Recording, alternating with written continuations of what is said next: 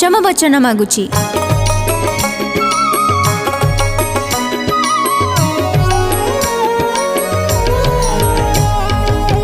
पंचम वचन मोर सुण कहूची, मनरे रखी था तुम्हें पकाई गंठी। घर कामरे जे उठी जहा करिबो, अवश्य से कथा मते जणाउथिबो। निण दिन खर्च आदि जहा करिबो, मोर परामर्श तुम्हें निश्चय नेबो।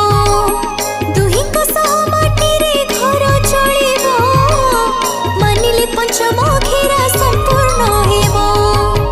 पंचम वचन मोर सुण कहूची, सुण कहूची, मनरे रखी था तुम्हें पकाई गंठी, पकाई गंठी। कौन मो कथा मानिब तो? हाँ हाँ।